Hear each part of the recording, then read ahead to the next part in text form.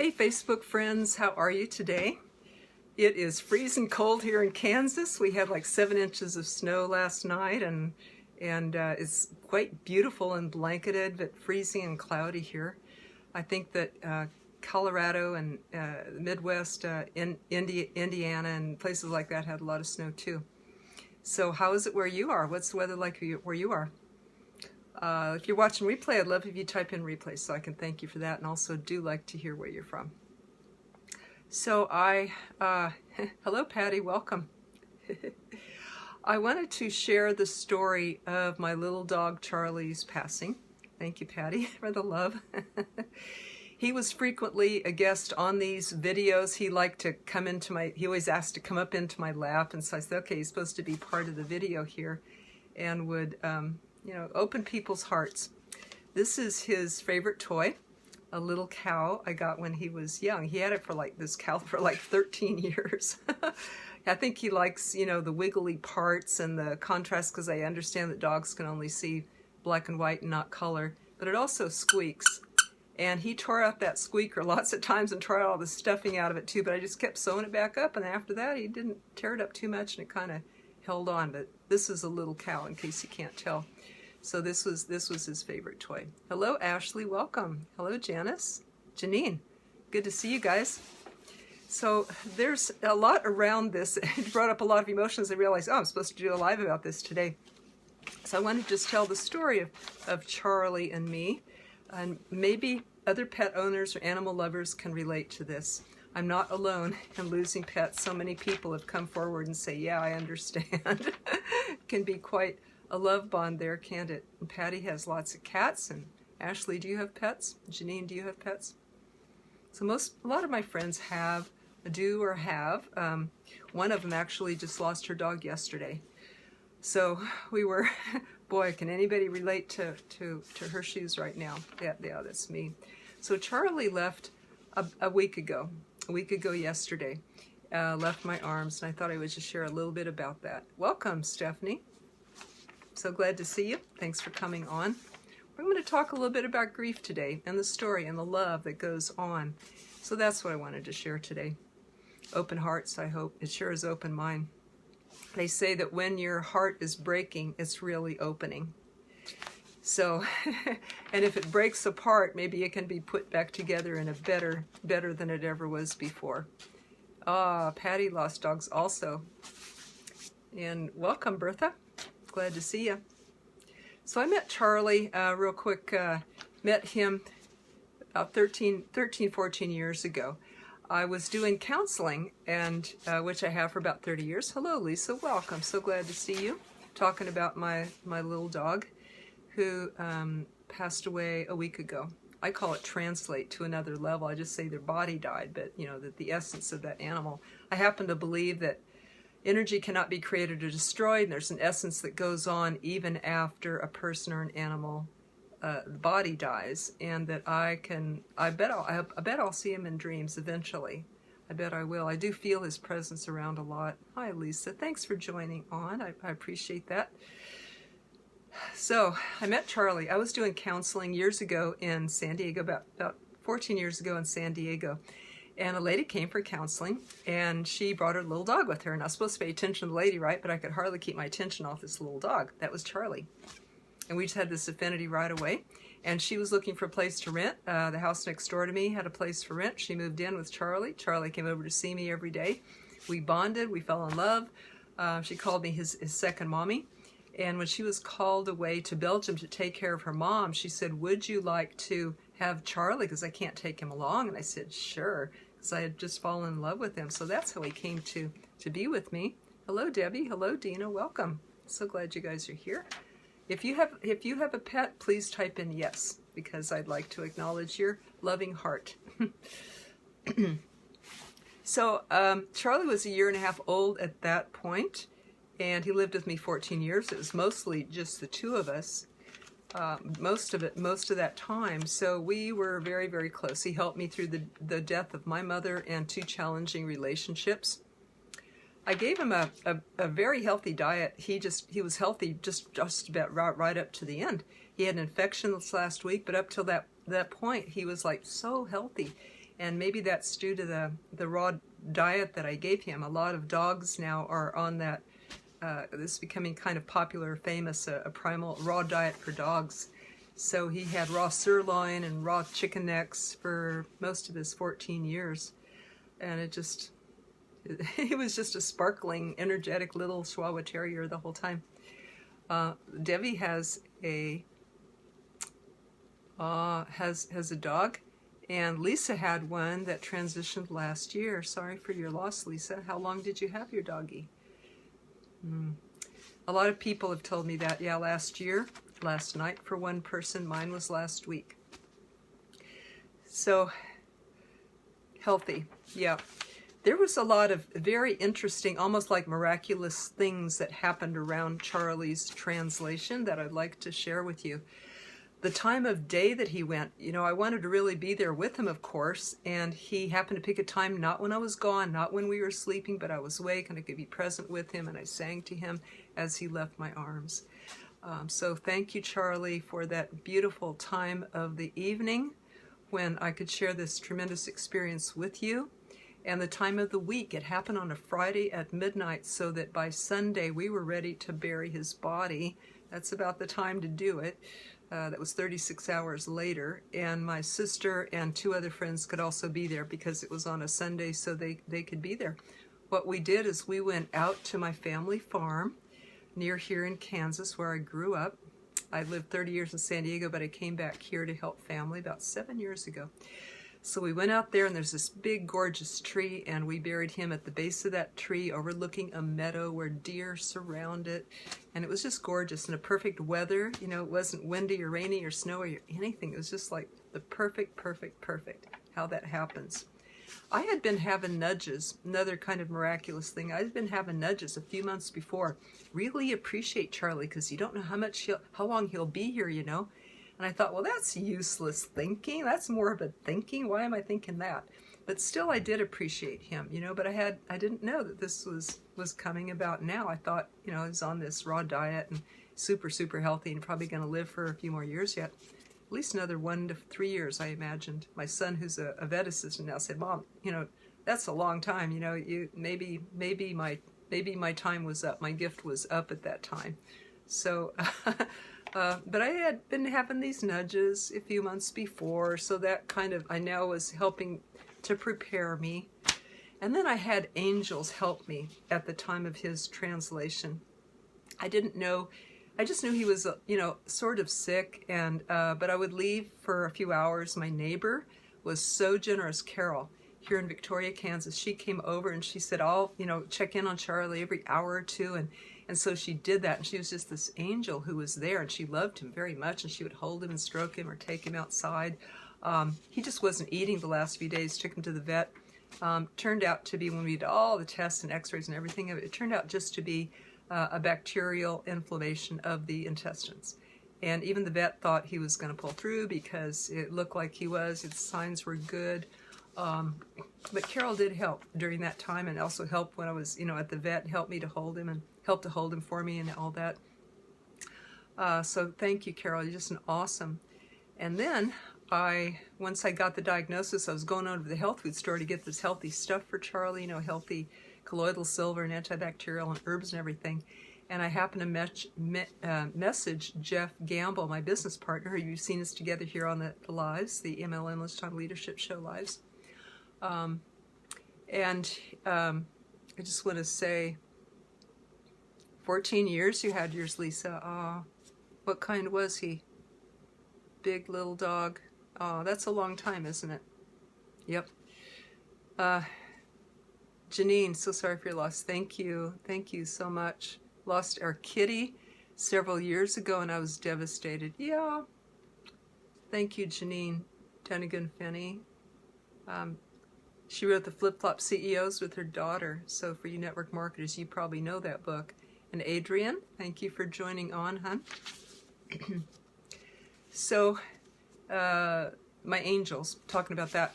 I go on my way to the health food store, I messaged Jeff Gamble because he wanted to know what was happening.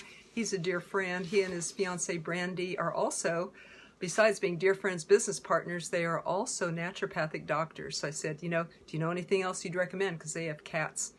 And right away, Jeff immediately connects me over. He said, well, I've just introduced you on Facebook Messenger, just connect you with Judy Masters, who's also a naturopathic doctor that they know, and who also works very much with animals holistically. So Judy, on the way there, she messaged me and says, okay, don't get that herb because, this will lower the blood pressure, whatever. Get this and this and this.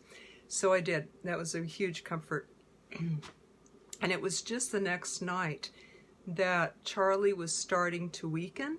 The vet thought he was doing good and going to come out of it, but then he started weakening and getting weaker and weaker, still not eating. And this was like 11 p.m. at night. Vet's not up, my family's not up, I don't know what to do. Thought Judy, maybe she's still up. So I messaged her, she was up. And she's saying, okay, we got to get nutrition, I'm going to try this or that, but Charley just kept getting weaker and weaker until, and I messaged her, he's getting worse and can't hold up his head anymore. And then she just sort of gave me a reality check, and she said, Bess, nutrition isn't going to help at this point. He just needs you to hold him. And that will either pull him through, your love will pull him through, or it'll help him to pass on. So I somehow, Kent's still not wanting to believe it, trying to reach for some remedy, but I just held him. And about 10 minutes later, his breathing got slower and slower, and eventually he left his body in my arms. And at that point, I was in a state of shock. Judy messaged Jeff messaged me, and we ended up talking for 20 or 30 minutes, which was another angel and a godsend because I was hit hard and I was in shock at that point. It helped so much to have company, there at 12:30 at night. In the morning. So thank you, Jeff, for being there. Thank you, Judy, for your love and helping me through all that. And I want to say thank you to the vet, Dr. Mosier, in Hays, Kansas. Kind, compassionate, knowledgeable, older man who has won a whole lot of awards here in Kansas for his work. Boy, did I get the right vet. So compassionate and so kind. And then just yesterday, I got a letter in the mail that Dr. Mosier had made a donation in Charley's name, a generous donation, they said, in his name to a veterinary college near here, and that they were going to mention him in whatever publications that they had. So how's that for love and compassion? I was just blown away. So many beautiful things happened around that. One of the things I loved on the Facebook message was Debbie Falconer said something very beautiful. She said, so wonderful that you have the supportive people around you and didn't just get, well, it's just a dog. She said, you are setting a standard for dog care and the care of the guardian heart after the dog's passing. So I felt pretty good about that, pretty tearful. If you're watching the replay, I love if you type that in. And if you have had a pet that you have now or that you used to have, I'd love if you type that in because I want to acknowledge your pet lover's heart. And I also like to talk about how to help someone through grief, whether it's a furry loved one or a non-furry loved one. From sitting in that experience recently, I know that it really helps if you just let them talk, right? First ask them, do you want to talk about it? Do you want company? And they're probably going to need to cry. And just you could ask them questions about their pet. Do you want to talk about how you met? Or how the passing went? What happened? Or how did the illness go? What happened? Because somehow we need to debrief that. At least I did. And also if they go into the what if, so what if I'd given the antibiotics sooner? Did I kill my dog by not giving him the antibiotics sooner? And there's going to be a whole lot of what ifs. And what Jeff said to me was, well, we go through that. We should ask ourselves those things, So let the person, do their what ifs. They might just need to get that off their chest or just to say it. I also journaled it, which helped a lot too. There are 7 stages of grief. Maybe some of you are familiar with it. Whether it's any kind of a loss, a relationship, a job, a person, a pet. And that is, these were identified by Elizabeth Kubler-Ross, who studied people's dying stages. And even people who are dying go through these stages. And first is shock, then is denial, then is anger, then is bargaining, try to get out of the pain or out of the situation, then is depression, and then is testing for solutions, and then is acceptance. And a person can go through any of these, skip around, repeat them, jump from one to another, and I went through all of them. I was trying to say to myself, well, do I hurt so bad because I got too attached to this animal? But bonding's good and normal, isn't it? So how do you bond without getting attached? And then I had to just accept that pain is going to be part of it, part of love always, and that the depth of the pain is a testimony to the depth of the love. And it's okay. It's okay. So when your heart breaks, I know that it's opening. In Japan, when a bowl cracks, they piece it together again with gold in the cracks, and that makes it all the more valuable and all the more beautiful. And I think, oh, I'm like that, right? And sometimes we don't like to feel bad.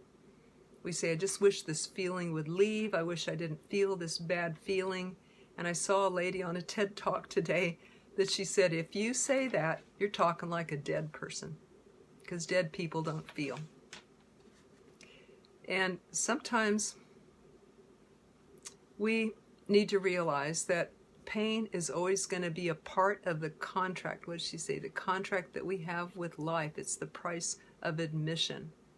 Discomfort is the price of admission, because you cannot have a meaningful life and raise a family and a career and all this stuff without some pain or uncomfortable feelings. So let us embrace the joy and the pain and all of it. And sometimes when you're with the loved one and it's hard to feel that because you're in a different space or you don't know what to do, just listen or hold them. When people hug me, that just helped me cry. I know one time a lady said she had a little toddler and she was looking for him one day, and then she saw him over, at a neighbor's, and or a young boy, I don't know how old he was, but she saw him over at a neighbor's and sitting on his lap. The man had just lost his wife. The boy was just sitting on his lap. And when he came back home, his mother said, well, what were you doing? And he said, I was just helping him cry. Just being with. So look at the comments here. Thank you all for your likes and loves. Whew. Maybe this can be helpful to somebody. Maybe that's why I got the nudge to pour my story out here. Speaking of helping people, facing pain, making breakthroughs, I happen to be helping people right now through something I call a mental clearing. And this is where we go back in childhood and we face uncomfortable feelings maybe that we have had in the past that still affect our life today.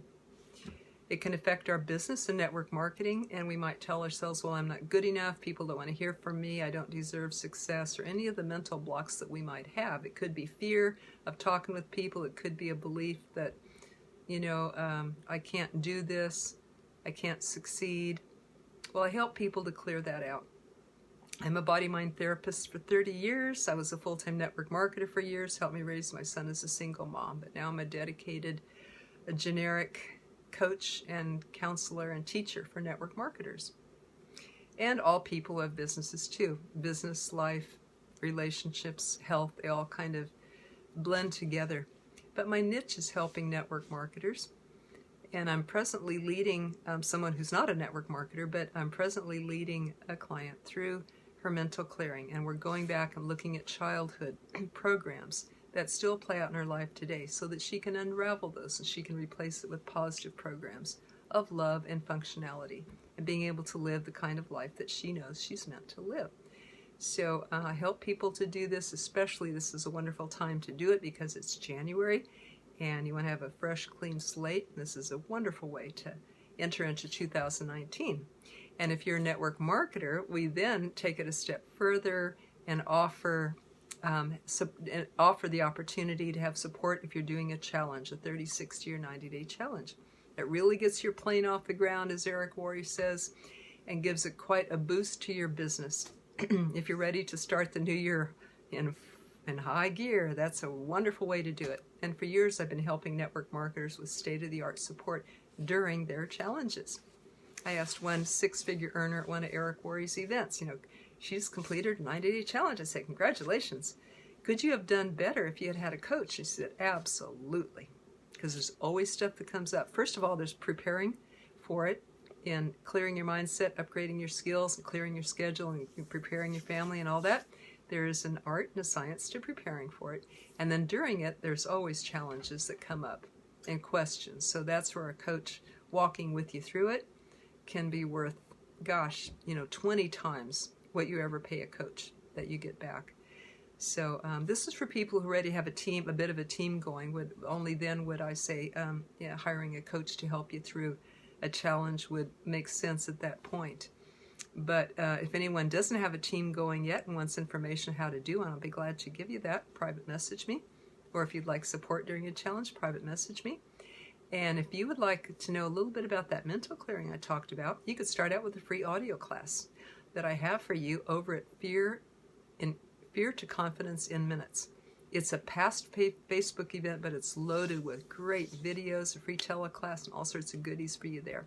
So you can go there. Even though it's a past event, you can still pull up on Facebook, Fear to Confidence in Minutes. And I think you'll love the goodies, the free goodies that I have for you that you will find there. And message me if you want the next steps or want to know what they are. We can have a chat about that. Okay? And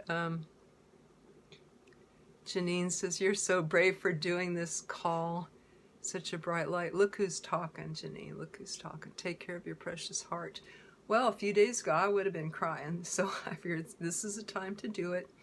Going to write a blog about it, and maybe you can help the next person. Thank you each for being here.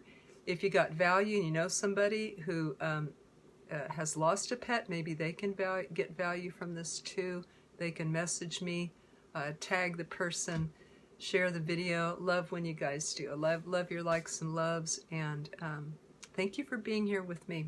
I love each of you and support you in opening your heart. Take care. Bye-bye.